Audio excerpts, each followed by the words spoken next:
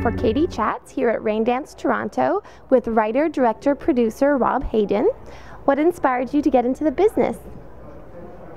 That's a good question. I think starting out as a child, I was going to a lot of art classes and doing drawings and paintings and stuff, and just wanting to express myself. And then I got into photography, and sort of the natural progression of that was to tell stories visually.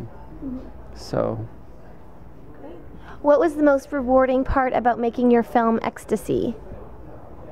Well, it was in development for 10 years, so actually getting it done. It's kind of like birthing an elephant, a long gestation period, and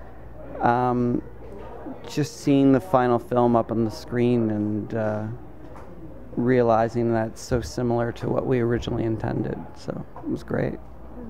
What are your current projects that you're most excited about?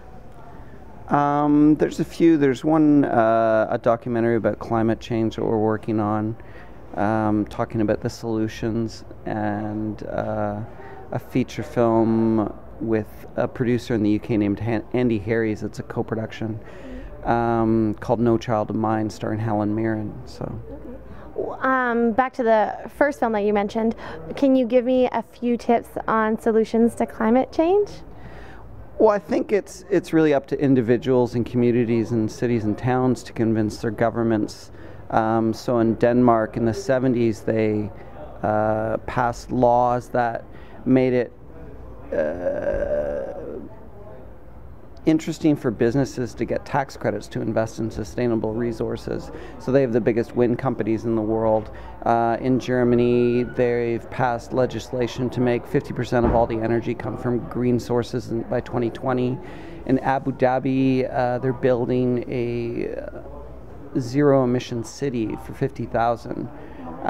It's going to be open in a couple of years. And in China, they have 300 million people moving to urban centers in the next 2 decades. So they're building urban cities that are totally sustainable. Wow. Do you expect those same types of incentives and goals and legislations to be brought to North America? Depends on the government. I mean, right now it seems that big oil has a lot of presence in the Canadian and the American government, so the incentives aren't really there. It's interesting though, provincially, like the McGuinty government does have a lot of incentives for businesses and individuals to invest in sustainable sources of energy. I guess the next big thing would be sort of a North American wide network of for electric cars and so on. What's the most rewarding aspect of being a filmmaker? Connecting with the audience. I think being in the cinema, watching the film, and having the reaction that you intended when you were making the film. What's the most challenging aspect of being a filmmaker? I think getting the financing together. And what are your goals for the future? Just to be able to continue to work. You know, as a filmmaker, it's very rewarding to constantly work on something you love and tell stories and connect with audiences. What advice would you give to someone who's aspiring to follow in your footsteps? Find a story that you can fall in love with and that you think there's an audience for, because when you get married to a project, it really is like a marriage and you want it to work out well.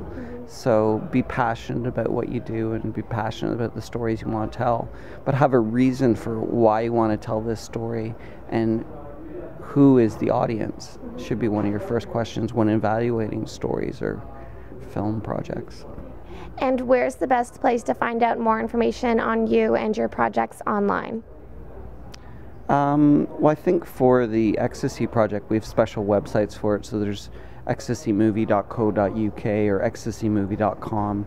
And then IMDb, Wikipedia, both have information on myself and the projects. Well, thank you so much, Rob, and congratulations on all of your success, and best of luck with your upcoming projects. Thanks so much. Cheers. I'm Katie Uhlmann reporting for Katie Chats here at RAINDANCE Toronto.